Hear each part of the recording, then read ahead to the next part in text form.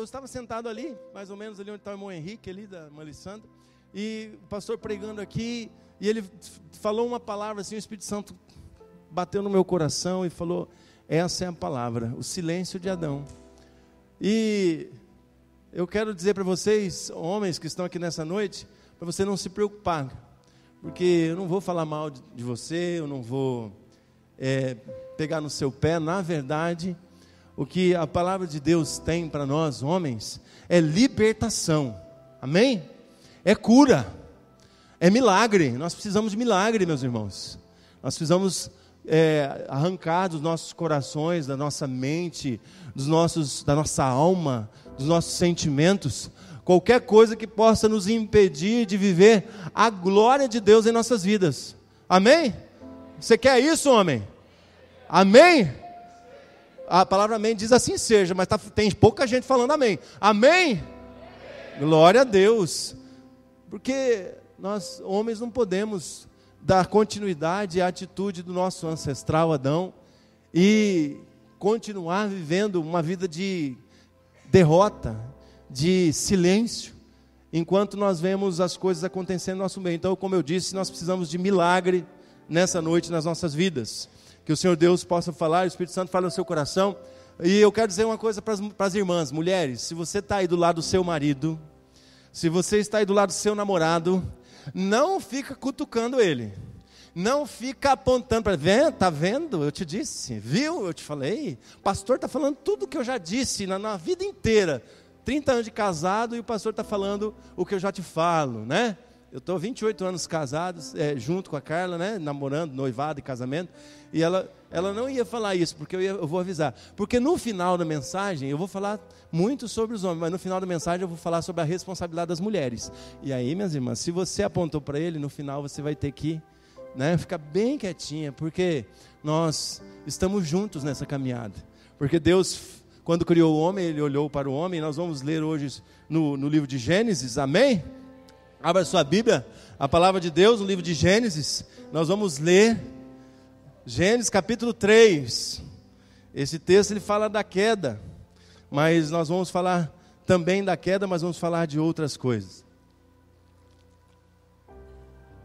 Esse texto é lido e relido em centenas de lugares, e essa versão que eu vou ler vai ser um pouco diferente da que está aqui, porque eu estou lendo na versão da Bíblia A Mensagem. Eu achei muito interessante algumas palavras que a Mensagem usa, que é a versão, que na verdade é uma paráfrase. A Bíblia A Mensagem, ela não é uma tradução, meus irmãos. A tradução da Bíblia é em português. A tradução em português da Bíblia é a tradução que foi feita por João Ferreira de Almeida. E nós temos várias versões de atualização, de correção da João Ferreira de Almeida, que é a nossa tradução em português. E a Bíblia, nova tradução da linguagem de hoje, que é essa que está sendo projetada, ela é mais uma paráfrase, assim como a Bíblia A Mensagem. O que significa ser uma paráfrase? É uma tradução, um texto mais livre, ele é uma explicação do texto, praticamente. Então, Eugene Peterson, um americano que escreveu essa Bíblia, ele fez então uma paráfrase, ele pegou os textos bíblicos da original, e ele usou a King James, que é a Bíblia inglesa, e ele fez então uma paráfrase do texto. Meu irmão, não muda a Bíblia não, a Bíblia é a mesma, tá? Só que ela é mais clara, ela é mais fácil na nossa linguagem contemporânea, para você entender o essencial do texto. Então, a linguagem de hoje também é bem clara, e você vai acompanhar essa leitura comigo. Vamos nos colocar em pé, meus irmãos, mais uma vez, vamos ler esse texto. Com referência ao Deus da palavra, nós vamos estar lendo esse texto. E você pode ler na sua Bíblia, acompanhar aqui no projetor, e eu vou estar lendo na minha Bíblia aqui, na versão da linguagem da Mensagem. A serpente era inteligente, mais inteligente do que qualquer outro animal selvagem que o Eterno havia criado. Ela disse à mulher: será que eu entendi direito? Deus disse a você que não comesse de árvore alguma no jardim? A mulher respondeu: claro que não. Nós temos permissão para comer das árvores do jardim. Só com relação à árvore que está no meio do jardim foi que Deus disse: não comam daquela árvore, nem mesmo toquem nela, senão vocês vão morrer. Então a serpente disse à mulher: vocês não vão morrer. Deus sabe que no momento em que comerem daquela árvore, vocês vão perceber a realidade e serão como Deus. Conhecerão todas as coisas, tanto o bem quanto o mal. A mulher olhou para a árvore e percebeu que o fruto era apetitoso. Pensando na possibilidade de conhecer todas as coisas, pegou o fruto, comeu e o repartiu com o marido. Ele também comeu. Na mesma hora, os dois de fato perceberam a realidade, descobriram que estavam nus e então costuraram umas roupas provisórias feitas de folha de figueira. Espírito Santo de Deus, a tua palavra foi lida. Esse texto, Senhor Deus, que nos traz a tua explicação, nos traz o teu relato, Senhor, da criação do homem, da criação do universo. E neste texto, especificamente, capítulo 3 de Gênesis, traz o momento da queda do ser humano, do homem, da mulher. Pai, nós te pedimos que o Senhor esteja iluminando as mentes, os nossos corações, e que essa palavra possa fazer sentido ao coração de cada um aqui nessa noite, e que possamos sair daqui com um milagre nas nossas vidas, Senhor, sendo transformados nas nossas atitudes, no nosso coração, no nosso pensamento e na nossa decisão de viver, Senhor Deus, no poder da tua palavra, viver no poder de falar e agir conforme a tua vontade. É em nome de Jesus que eu oro. Amém. Amém. Pode se sentar, meus irmãos. Meus irmãos, nós vamos falar sobre a luta de 100% dos homens. Eu estava essa semana orando e meu filho Davi, pequenininho, foi junto com os irmãos para pescar lá em Coxim, e a gente fica temeroso, fica preocupado. Eu estava orando, eu disse: Deus, protege o meu filho, guarda meu filho e os irmãos que estão lá de qualquer acidente, de qualquer problema. Eu sei que um irmão caiu do barranco, mas graças a Deus não aconteceu nada, né? Está tudo bem, né? Foi uma bênção, né?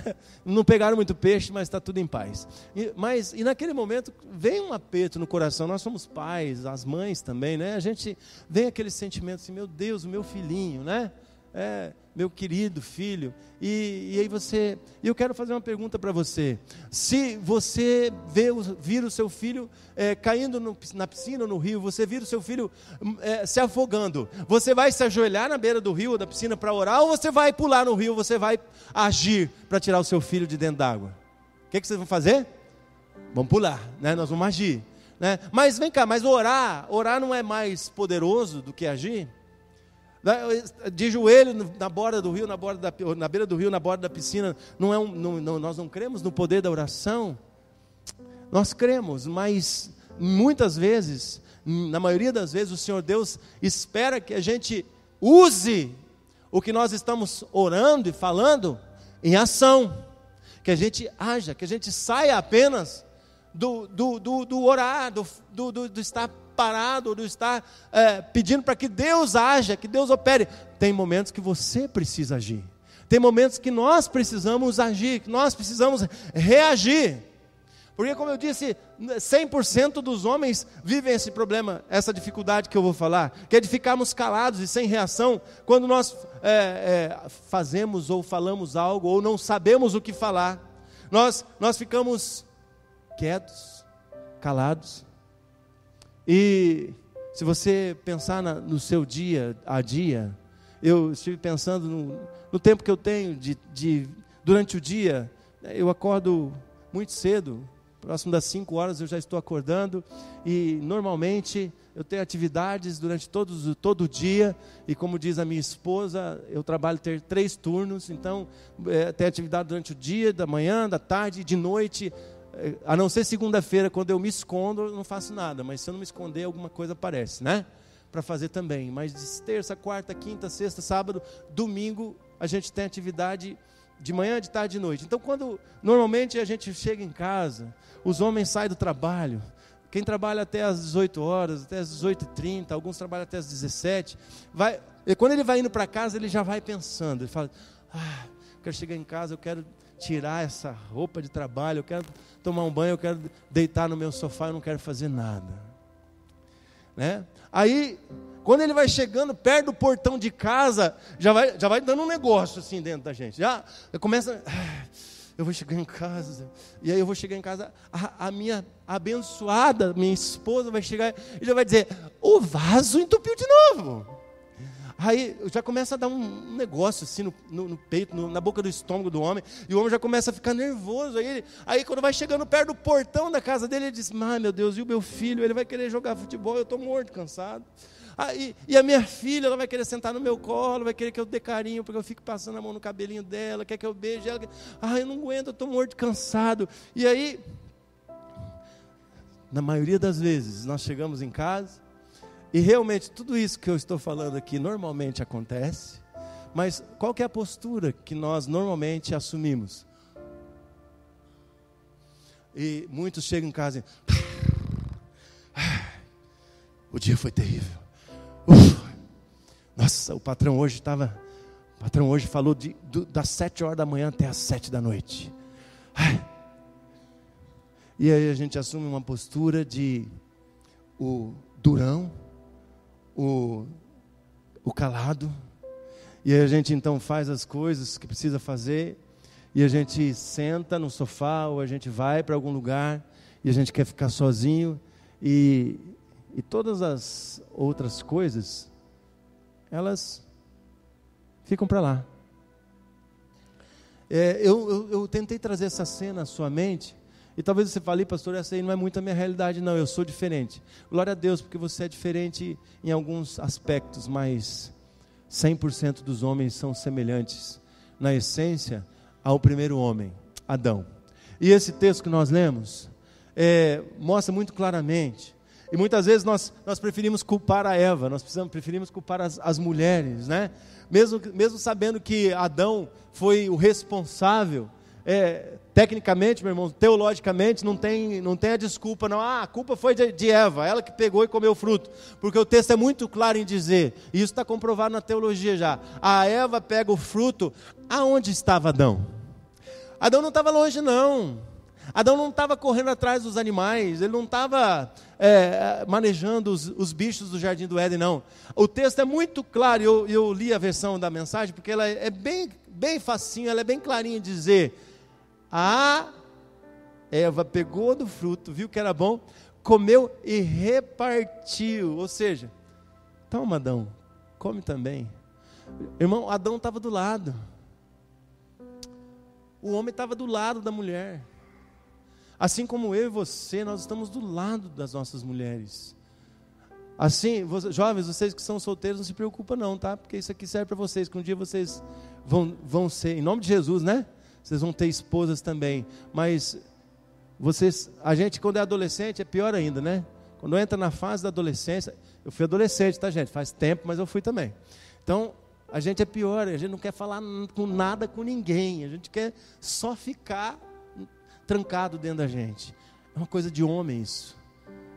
E Adão estava ali, ele ficou quieto, ele não falou nada, ele não disse para Eva, não, Eva, não faz isso. Adão tinha autoridade, Deus deu autoridade para ele de comandar os animais. Ele poderia chegar e falar, show Satanás, sou cobra, sai daqui, estou dizendo para você, estou mandando, sai daqui, não estou pedindo. Adão tinha essa autoridade, Adão tinha esse poder, Deus tinha dado esse poder para ele. Ele do lado de Eva, vendo a cobra, ó, tititi na orelha de Eva, e ele não fez nada, ficou parado. E nós muitas vezes estamos paralisados, estamos calados, não falamos nada, não fazemos nada, nós não agimos. Eu não vou responder para você agora por que ele ficou calado, mas você vai entender. Vocês vão entender, e o texto é muito claro em nos mostrar isso. E, na verdade, nós temos necessidade, temos procurado homens de verdade, né? Eu sou do tempo que o homem de verdade era tipo Clint Eastwood, né? Eu sou mais antigo, né? Eu sou mais experiente.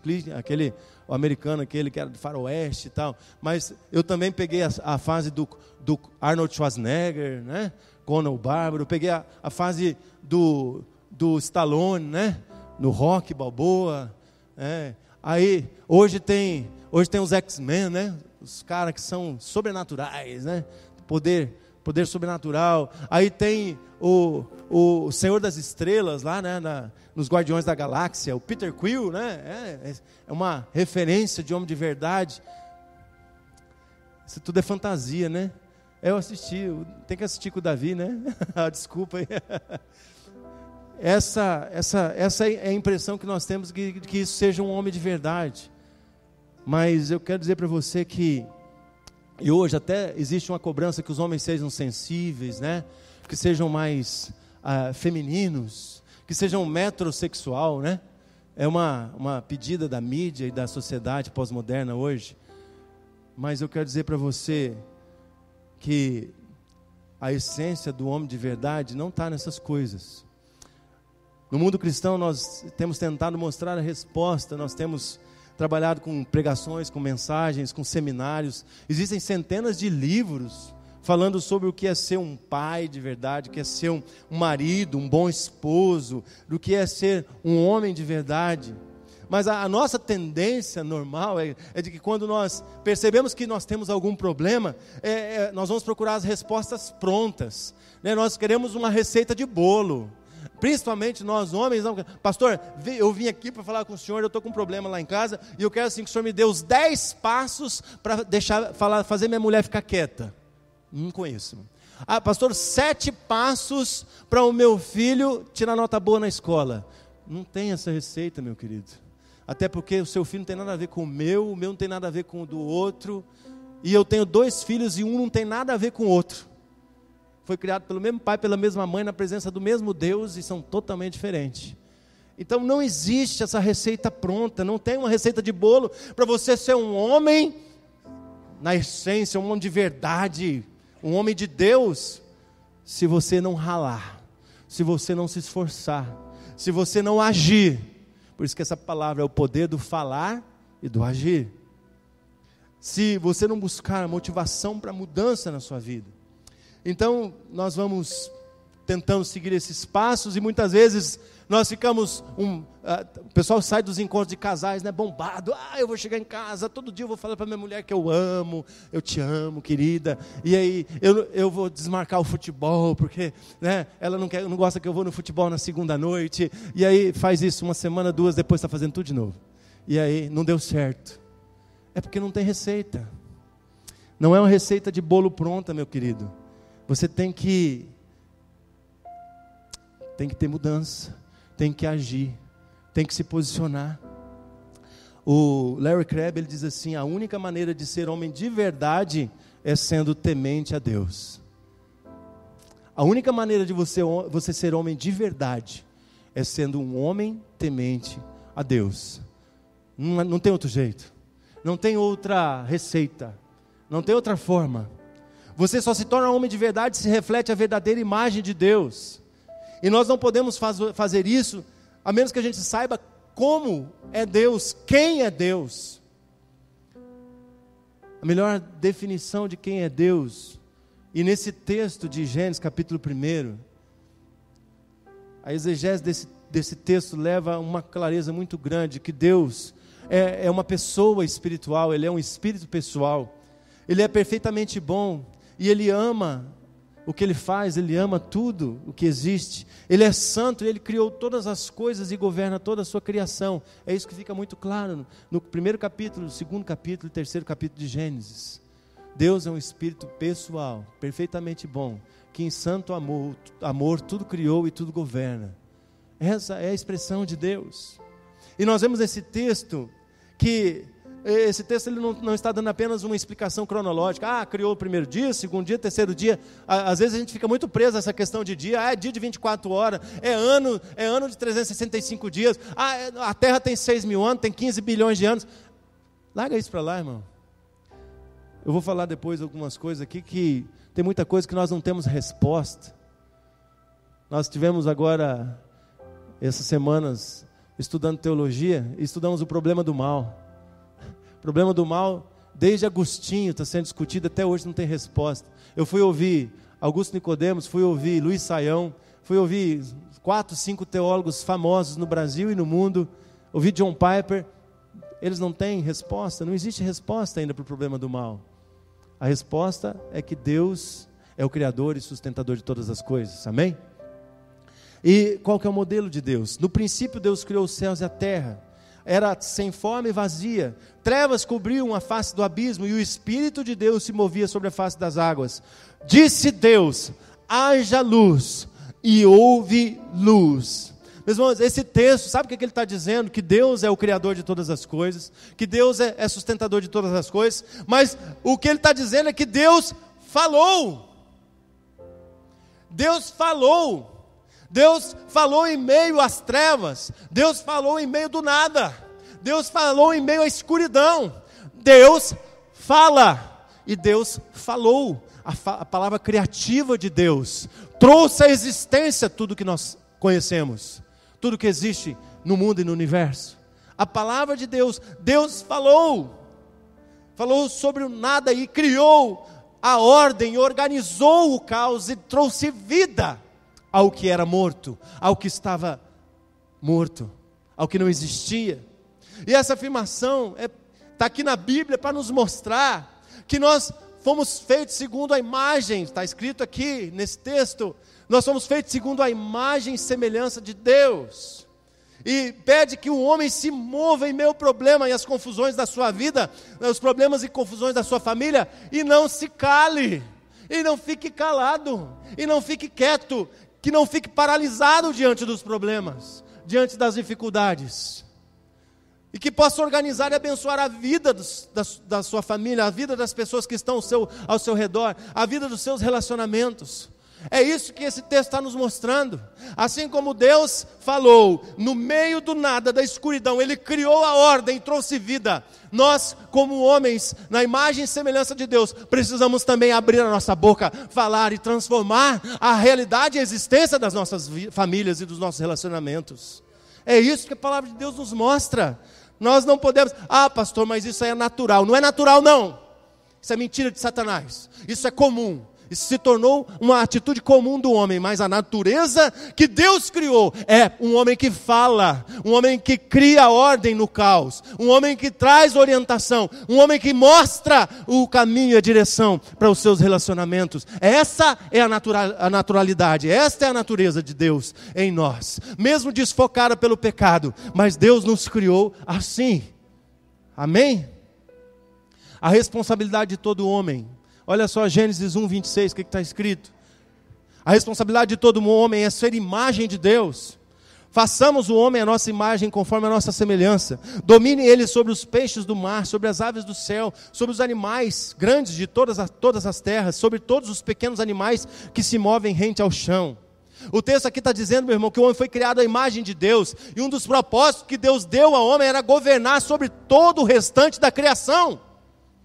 Era para o homem ajudar a organizar as coisas para Deus. Uma das primeiras coisas que Deus manda Adão fazer é dar nome aos animais. E isso mostra três coisas. Essa atitude de Deus com o homem, com Adão, mostra que Deus demonstrava a sua superioridade sobre eles e botava Adão também como superior. Cumpria a ordem de governar a criação. É a autoridade do homem sobre a criação. Ajudava a cumprir o seu papel de ser a imagem de Deus e de participar da ordem das coisas, da organização das coisas. Adão também era semelhante a Deus, porque dar nome aos animais precisava falar. Dentro daquela desordem, imagina, a Eva pergunta, Adão, que bicho é aquele? Aquele é o bicho do rabo que parece um espanador.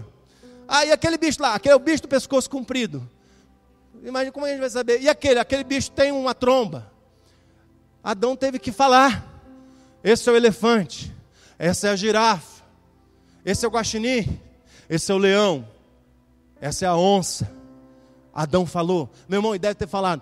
Eu não tenho nenhuma formação na área de biologia, não tenho ideia. Mas quantos milhões de espécies de animais existem? Adão teve que falar.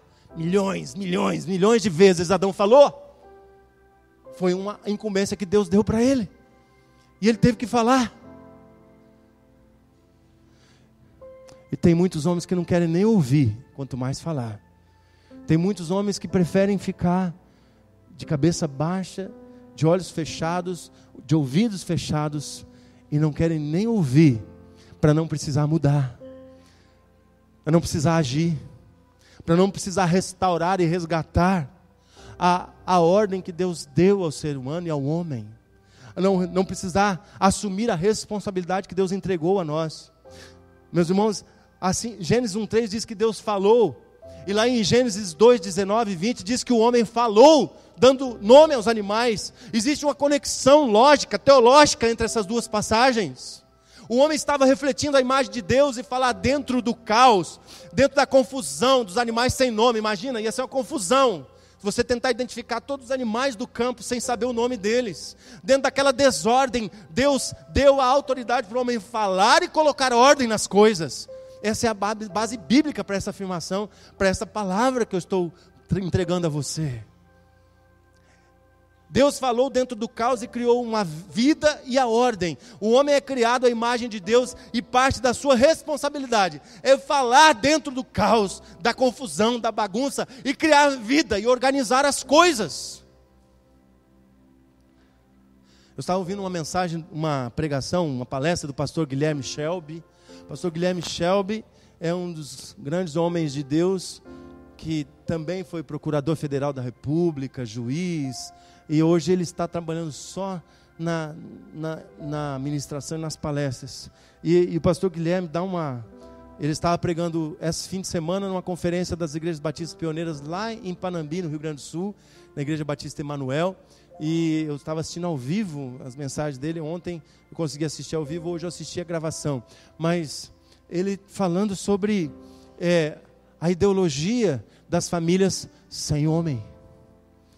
A ideologia das casas sem homem é para destruir tudo, é para trazer o caos, é para trazer desordem, é para transformar as famílias num inferno, numa desgraça.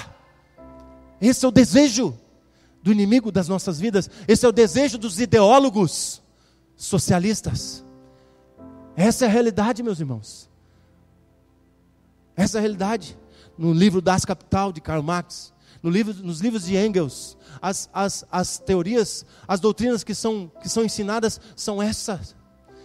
Pode ter família de 2 homens ou família de 2 mulheres, mas quando a família está estruturada, não dá certo. Eles dizem que aí é que houve o abuso do capital, porque as famílias estruturadas, um homem e uma mulher e os filhos, gera o capitalismo, porque as coisas se organizam. Essa é a doutrina. Se você quiser saber, leia sobre isso. Essa é a doutrina. Essa é a realidade. Por causa dessa inatividade, desse silêncio dos homens, é que nós estamos vivendo essa confusão e esse caos na nossa sociedade mundial. Não é só brasileira, não. Estava assistindo um filme francês essa semana, e o filme falando exatamente sobre isso. Lá na França está pior que aqui. Pior que aqui. E como é que se aplica a nós hoje?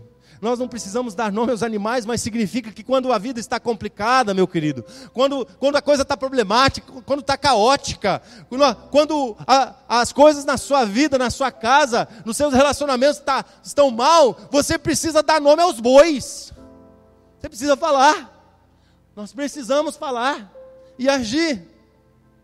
Nós precisamos assumir o nosso lugar, fazer as coisas acontecerem. Se nós somos líderes, meus irmãos, como é frequente, eu falo mais uma vez, isso não é natural, isso é comum, mas como é frequente, as mulheres conhecem Jesus Cristo, participam dos seminários da igreja, vêm nos cultos, vão nas células, e os homens parados em casa, calados, assistindo nada, futebol, novela, ou vendo filme pornográfico. Aí a gente convoca os casais para serem líderes, a mulher está, estou aqui, pastor. O homem diz, não, eu não tenho tempo, eu não sei falar, eu não sei dar estudo, eu não sei cantar, não posso. Todo mundo paralisado, todo mundo morto, entregue ao caos, entregue ao medo. Dá um estudo na mão do cara, ele, pastor, o que eu faço com isso aqui? Tem misericórdia, Senhor. Faz um milagre, Senhor.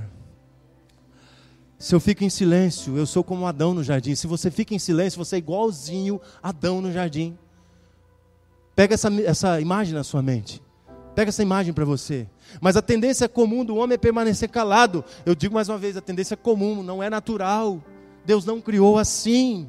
Isso nos leva a nós falarmos sobre o próximo ponto. A tendência comum do homem é ficar em silêncio.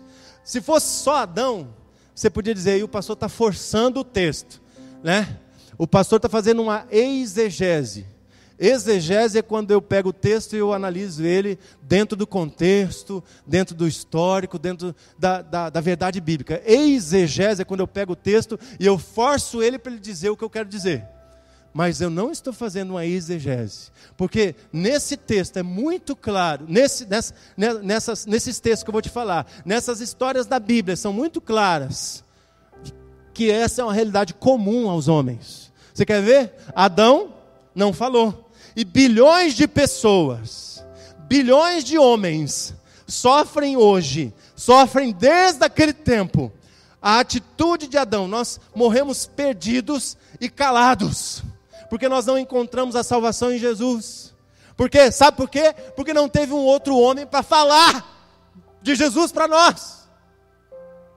Faltou homem para falar. As mulheres estão se salvando, as mulheres estão na igreja. Aí tem homem que diz assim, eu sou contra pastora, porque isso não está na Bíblia. Eu sou contra a mulher ser pastora. Sabe por que a mulher está sendo pastora? Porque está faltando homem. Porque os homens não querem falar. Os homens não querem assumir. Os homens não querem pegar a responsabilidade para aconselhar, para orar, para liderar. Os homens querem ficar em casa, quieto, calado. Mas olha só, Adão. Aí, se você olhar lá em Gênesis 15, você vai ver o exemplo de Abraão também. A Sara chega para ele e diz assim, amor, faz 15 anos que Deus deu a promessa e até agora nada. Tem nada, estou vazia. E aí, o que nós vamos fazer? Vou dar uma forcinha para Deus. Abraão, vou te dar a minha escrava. E eu fico imaginando, irmão, porque igual Adão, Abraão estava do lado de Sara. Aí Sara fala assim, olha para minha escrava Agar. Adão olhou para ela e viu as curvas dela. Abraão, né? Ele nem soube o que falar. Não falou nada. E aí, a mulher dele deu uma orientação para ele desobedecer a Deus, para ele não cumprir a promessa, para ele não confiar na promessa de Deus. E ele não fala nada. Ele vai e se deita com Agar. E nasce Ismael. E junto com Ismael, nasce a confusão entre os israelitas e os árabes. Até hoje. Até hoje. Por quê? Porque Abraão não falou. Porque Abraão ficou quieto. Porque ele diz, mulher, que é isso? Você é doida. Deus apareceu para mim, eu vi Deus. Ele falou para mim, olha para o céu, as estrelas do céu. Olha para a areia, assim como são as areias da terra, assim será a sua descendência. Se eu creio nesse Deus, eu não vou fazer isso, mulher. Mas não, Abraão ficou quieto. Abraão ficou calado. E criou uma grande confusão. O exemplo de Ló. A gente só lembra que Ló, a mulher de Ló virou estátua de sal. Mas sabe por que ela virou estátua de sal? Porque o Ló não falou nada. Porque Ló ficou calado.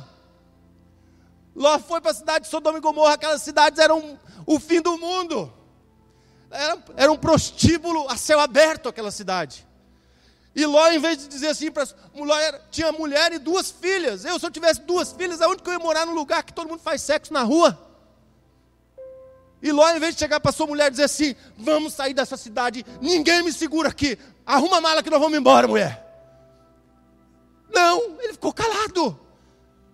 Porque é a mulher dele que queria ficar lá em Sodoma. É a mulher dele, ele não queria mais. E ele era tão frouxo que quando aparece os homens querendo abusar dos homens de Deus, ele oferece as 2 filhas. Homem frouxo. Ele tinha que pegar a espada dele e sair tocando fogo naqueles homens lá, rapaz. Vai oferecer as filhas. Que isso? As princesas. E Ló era tão calado, tão frouxo, que as filhas dele depois engravidaram dele. E dessa relação incestuosa entre as filhas e o pai, nasceram 2 povos, os moabitas e os amonitas, que destruíram, que guerrearam, que fizeram confusão, só confusão, até o povo de Israel ser banido lá de Jerusalém. Só deu problema. Ló. E aí, quando sai da cidade, a mulher dele amava tanto aquela cidade podre, horrível, que ela olha para trás, eu não quero ir. E puf, vira estrada de sal. O homem não falou. O homem ficou calado. Quer mais um? Exemplo de Isaac. Se você ler Gênesis, capítulo 25, a partir do 21 em diante, você vai ver Isaac, que homem mais... Olha, para encurtar a história, Isaac tanto não fez nada, que ele perdeu os 2 filhos, ele nunca mais viu a sua descendência. Jacó é da descendência de Isaac. Israel é da descendência de Isaac. Mas Isaac foi tão calado, foi tão ausente, foi tão... não tem palavras para dizer, que depois que Jacó foi embora, com 40 anos de idade, ele não conheceu os 12 filhos de Jacó, ele não conheceu a descendência dele, ele não soube quem eram as 12 tribos de Israel. Só para encurtar a história, ele não tinha nenhum relacionamento com sua esposa, nem com Esaú, nem com Jacó. Ele só fez coisa errada. Ele deixou a mulher enganar ele. Ele deixou o filho enganar. Ele abençoou o filho e depois o outro. Ele ficou com medo de Esaú. Ele abençoou Esaú de novo. Ele deu 2 bênçãos. Não pode. 2 bênçãos de primogenitura. Ele quebrou a lei. Tudo errado. Quem mandava na casa era Rebeca, não era ele. E ele calado. E tem muito homem que acha que eu sou forte, mas eu sou calado, mas eu sou forte. Até entender o princípio da palavra de Deus, que na verdade, o homem calado, o homem sem falar e sem agir, é um homem fraco. É um homem fraco, é um homem derrotado. E sabe onde está a verdade de tudo isso? A verdade do silêncio, o segredo dos relacionamentos. Você já passou as caixas aí? Não. Volta lá, bota lá para mim. Não, é essa aí mesmo, pode botar. Está aqui, ó. Dizem os estudiosos que o homem tem, a sua forma de raciocínio e pensamento é em forma de caixas. Ele tem, aquela ali é uma caixa de ferramenta, né? As ferramentas do homem aqui, né?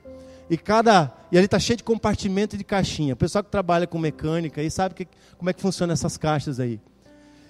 E nessa caixa, existe uma caixa chamada caixa do nada. Só que nessa caixa também tem todas aquelas caixas ali, ó. Olha lá. Sabe o que é isso daí? Essas coisas são todas as coisas que as pessoas esperam da gente. A nossa esposa espera da gente, nossos filhos esperam da gente, nosso patrão espera da gente. Espera isso daí, ó.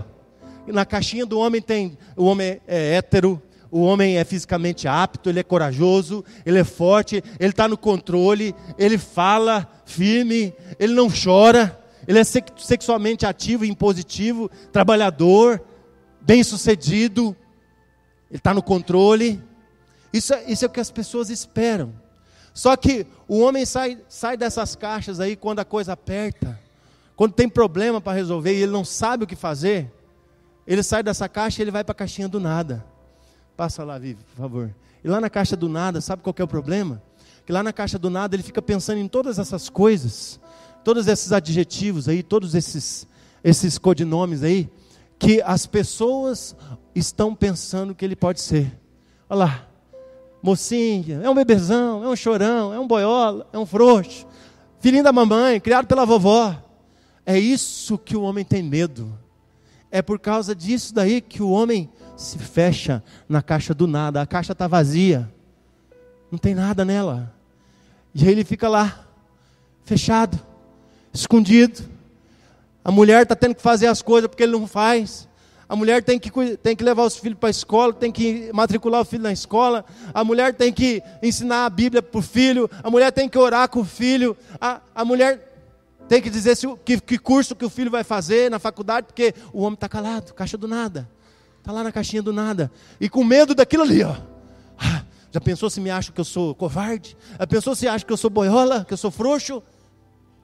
E por causa desse medo, não reage, fica em silêncio. E muitas vezes procura o prazer, procura a solução para isso, em poder, em influência, em dinheiro. Não, porque eu tenho dinheiro. Ele não resolve nada. Ele não abre a boca, mas eu tenho dinheiro. Tenho status, eu tenho sucesso, eu tenho posse, tenho muita terra. Eu sou bom na cama. É tudo muleta. Foi perguntado para um dos maiores milionários americanos, John Rockefeller, quanto dinheiro é suficiente, Dr. Rockefeller, para o homem ser feliz? Ele diz, só um pouquinho mais. O homem nunca está satisfeito. O homem mais rico do mundo naquele tempo dizia, só preciso mais um pouquinho. Só quero mais um pouquinho. Se é no sexo que o homem está procurando achar felicidade, eu quero dizer, nenhuma esposa, nenhuma mulher vai te satisfazer. Vai satisfazer esse desejo de felicidade no seu coração. Se é no poder que o homem procura felicidade, nunca será suficiente todo o poder que ele tem. Se é nos bens materiais, ter as coisas, você vai tentar encontrar felicidade nisso, a sua casa nunca será grande o suficiente, o seu salário nunca será bom o suficiente, o seu carro nunca será novo e caro o suficiente. E se tudo isso acabar, o que você vai fazer? Se você quebrar, o que você vai fazer? Vai se matar? Vai se suicidar? E se você não encontrar felicidade? Deus quer que a gente aprecie essas coisas, irmãos. Deus quer que a gente tenha coisas, tenha bens, seja feliz, mas não é isso a essência. Quando nós amamos mais essas coisas do que a Deus, nós estamos idolatrando essas coisas, e nós estamos buscando a felicidade, a alegria e a realização como homens em coisas que não trazem realização, não trazem satisfação. A palavra de Deus diz, resume 2 mandamentos: amar a Deus e amar ao próximo. Construir relacionamentos, nos aproximarmos da vida das outras pessoas, ajudarmos as outras pessoas a se aproximarem de Deus.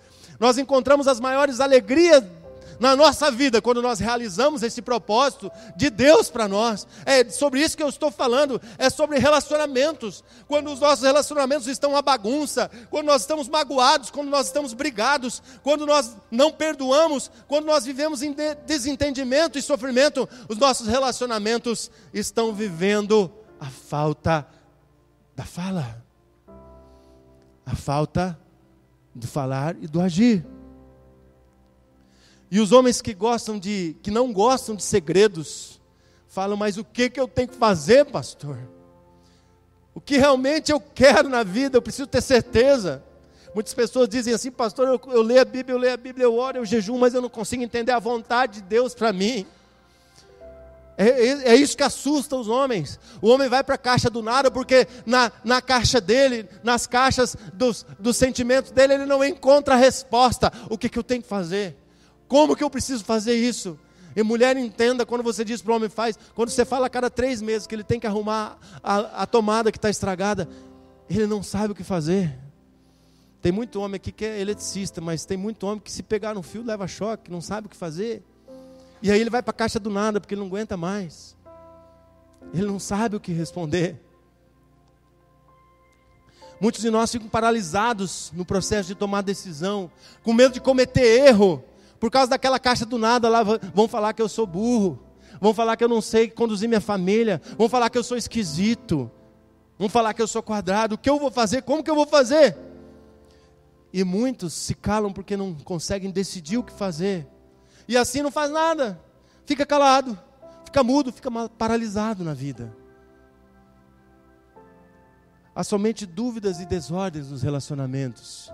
O caos se instala nos relacionamentos. Pastor, meu casamento está um caos. Minha esposa, será que ela vai me amar? Eu não posso falar, pastor. Porque será que minha esposa vai continuar me amando quando ela souber que eu traí ela? Eu não posso falar, pastor. Será que o meu filho vai me obedecer quando ele souber que eu também tirei 0? Que eu também reprovei na escola? Que eu era indisciplinado? Eu não posso falar, pastor. Por que meu filho não quer vir mais na igreja, pastor? Eu não falo. Não vou falar nada. Eu vou ficar quieto, eu não sei responder. E muitos estão tentando resolver, desvendar esses segredos através de formas que muitas vezes trazem mais problemas. Eu já falei da forma da receita do bolo. Tem gente que quer que o pastor dê uma lista, quer que o líder de célula, quer que o discipulador dele dê uma lista. Faz assim, 10 maneiras de você resolver o problema na cama com a sua esposa. 5 maneiras de você colocar o seu filho na escola e ele tirar nota boa. Não tem. Tem uns que falam assim, pastor, se eu juntar a minha meia, arrumar a cozinha, lavar a louça para minha esposa, desistir do futebol na segunda noite, será que vai resolver o problema? Não vai. Pode agradar durante uns dias, mas depois volta tudo de novo. Não tem receita de bolo. A palavra de Deus nos dá uma receita que é: maridos, amem as suas mulheres assim como Cristo amou a igreja e entregou-se a si mesmo por elas. Muitos pastores, pregadores trazem uma palavra dizendo: não, o homem tem que se sacrificar pela esposa, assim como Cristo se sacrificou pela igreja. Meus irmãos, o sacrifício de Cristo não foi o meio, ele foi um fim. Jesus Cristo na cruz, ele finalizou a obra. O meio é o que está acontecendo agora. Jesus Cristo deixou a igreja para viver esse relacionamento com a sua noiva agora. E sabe o que acontece nos relacionamentos? A gente se decepciona. Jesus Cristo se decepciona com a sua igreja, assim como a esposa se decepciona com seu marido, assim como o marido se decepciona com a sua esposa. É isso que acontece nos relacionamentos. É isso que o texto está dizendo. Nós temos que amar as nossas mulheres como Cristo amou a sua igreja, que mesmo que a sua mulher te decepcione, mesmo que a tua mulher te critique, mesmo que a tua mulher não acredite em você, mesmo que a tua mulher questione a sua palavra, e ela não aceite as suas ideias, você tem que se sacrificar em amor, e se manter firme no seu relacionamento, e falar, e dizer: amor, eu não estou conseguindo, eu não estou entendendo, amor, o que você está querendo que eu faça? Não pede para eu voar porque eu não sou super-homem, mas o que você quer que eu faça, meu amor? A falar: amor, o que você está falando para mim não é bíblico, o que você está pedindo para eu fazer não é certo. É falar. Assim como Cristo fala com a sua igreja, assim como Cristo continua amando a sua igreja e falando, mesmo com as igrejas caindo pelas tabelas, Jesus Cristo continua amando, e o sacrifício dele continua valendo. Aleluia. E o seu sacrifício pelo amor da sua esposa, por amor à sua esposa, vai valer. Vai valer. O que todo homem teme é entrar na confusão, nos segredos e nos mistérios dos relacionamentos. A verdade é essa, gente. O grande problema do homem, a essência do problema de Adão e de todo homem, não tem um nessa terra, a não ser Jesus Cristo que passou aqui. Não tem um homem que não enfrente essa dificuldade. É o medo de entrar nas confusões, no caos dos relacionamentos e colocar ordem nesse caos. E dizer: meu amor, com todo amor que eu tenho por você, vamos conversar e vamos decidir o que nós precisamos fazer. Não tenta impor as ideias para mim, não tenta impor as coisas para mim, porque não vai dar certo. Assim como eu não vou impor para você, mas vamos resolver juntos. Você é minha ajudadora, você não é a minha comandadora. E eu disse que eu ia falar algo sobre as mulheres, mas não é agora ainda. E esses homens que querem receitas prontas de bolo, muitas vezes, como ele não resolve, a receita de bolo não funciona, ele entra na teologia do Zeca Pagodinho: deixa a vida me levar. Ah, pastor, e aí, meu bem? Ah, faz o que você quiser. E aí, o que você vai fazer, meu bem? Ah, eu não sei, faz o que você quiser. Meu bem, podemos fazer? Faz o que você quiser. Deixa a vida me levar. Meu bem, o nosso filho está... Faz o que você quiser. Mas, meu bem, ele precisa do pai. Não, faz o que você tem a liberdade, eu te dou autoridade para você fazer o que você quiser. Deixa a vida me levar. E aí, quem entra nessa teologia da deixa a vida me levar, ele começa a valorizar as habilidades que ele tem. Não, pastor, eu não dou conta de conversar com a minha esposa, mas no futebol eu sou bom, hein? Ó, goleador. Todo mundo me chama para jogar uma peladinha. Pastor, minha família está um caos, mas lá na minha oficina, lá no fundo de casa, eu faço cada coisinha legal, pastor. E aí começa a ter hobbies. Eu não tenho problema nenhum com pescaria, tá, gente? Mas, pastor, eu estou pescando 25 dias por mês, pelo menos eu não fico em casa. Começa a valorizar os hobbies, as atividades que ele é bom. Por quê? Porque ele está sendo um péssimo homem, um péssimo marido, um péssimo pai, um péssimo funcionário, um péssimo homem. Ele não abre a boca. Deixa a vida me levar. Se sente bem. É algo que não precisa se relacionar. Meus irmãos, eu sou criador registrado de passarinho, de curió. Está no IBAMA. Eu tenho capacidade, se eu quiser, de entrar no criatório dos meus curiós e ficar lá 10 horas durante o dia sem abrir a boca e sem falar com a minha esposa e com os meus filhos. Eu tenho capacidade de fazer isso. É o lugar que eu me sinto, ali eu sou o rei. Os bichinhos não falam, eles não me incomodam, né? Eu dou comidinha, dou aguinha para eles, eles cantam tão bonito e eu fico ali feliz. Eu estava falando essa semana para o Monrenan, eu gosto muito de ler. Eu gosto muito de ler. Eu tenho capacidade, eu tenho gosto. Tem gente que gosta de pescar, né? Dona Ivone fica o dia inteiro na beira do rio. Eu não, eu posso entrar dentro do meu escritório e eu posso ler um livro por dia. Tá? Das 7 da manhã até as 6 da tarde eu leio um livro por dia. Livro de 150, 200 páginas, eu leio um por dia.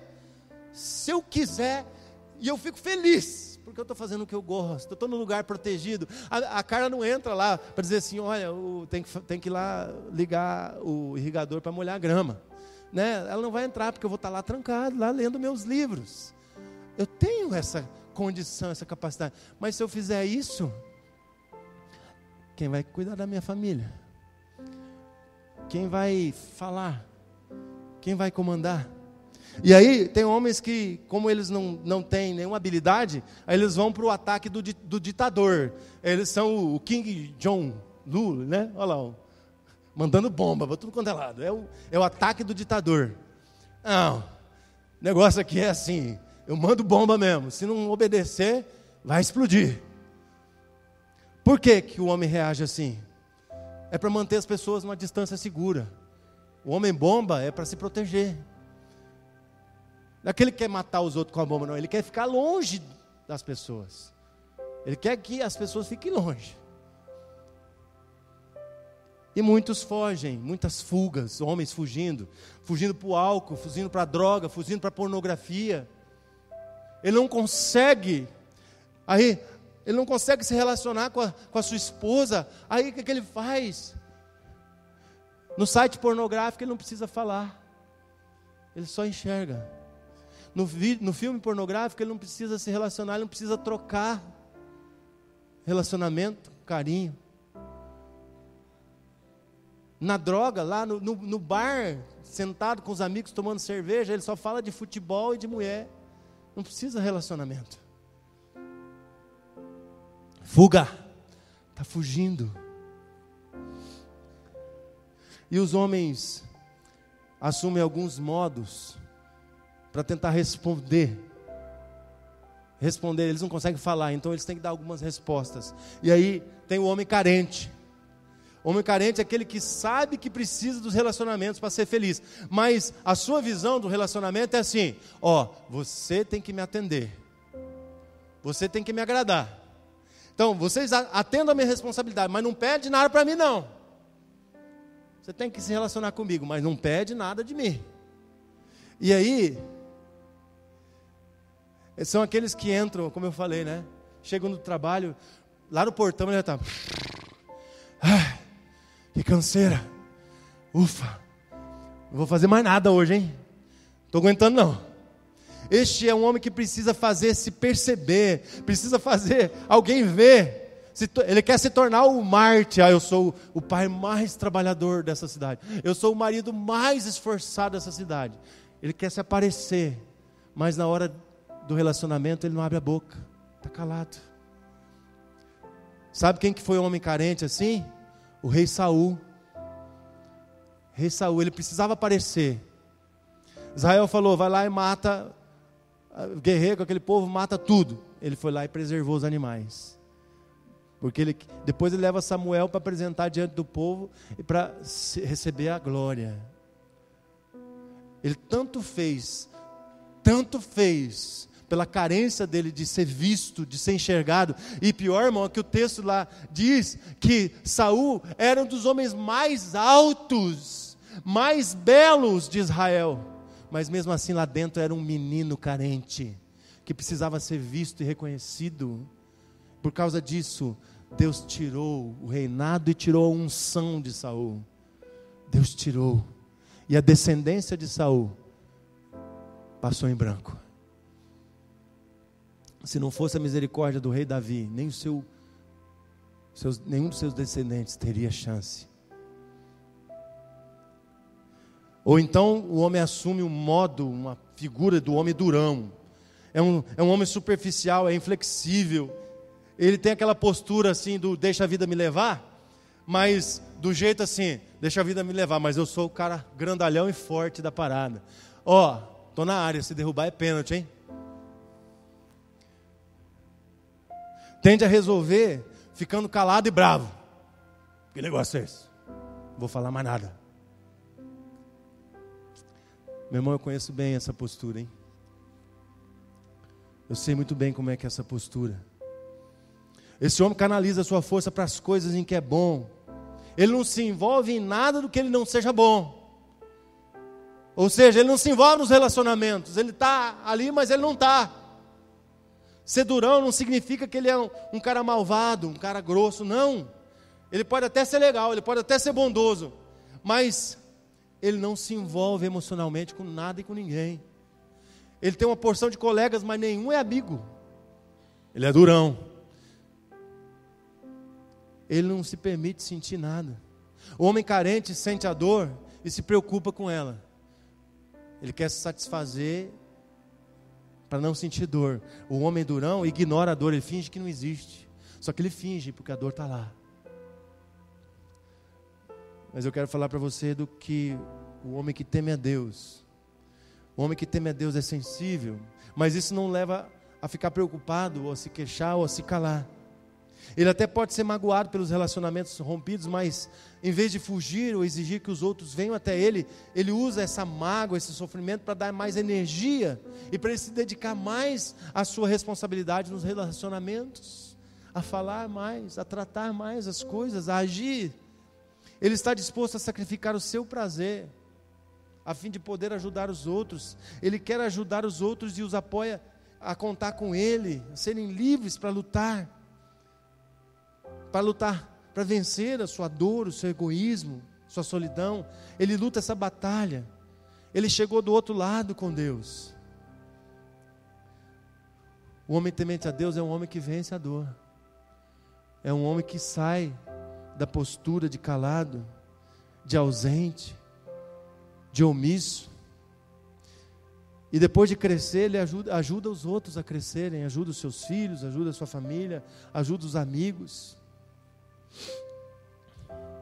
E eu quero dizer para você, homem, que eu vou falar rapidamente aqui do que não é falar, porque vai sair homem hoje daqui vai dizendo, o pastor mandou eu falar, então vou chegar em casa, já vou começar falando, você deixa a televisão ligada no Fantástico, eu quero assistir os gols do Fantástico, você vai dormir na sala porque a cama é minha. Não é isso. Isso não é falar, tá? O que não é falar? Falar não é ser superficial. O pastor Craig Hill fala sobre a comunicação superficial. Nós precisamos ter conversas profundas. Eu passei a tomar chimarrão com a minha esposa para a gente poder ter tempo de conversar.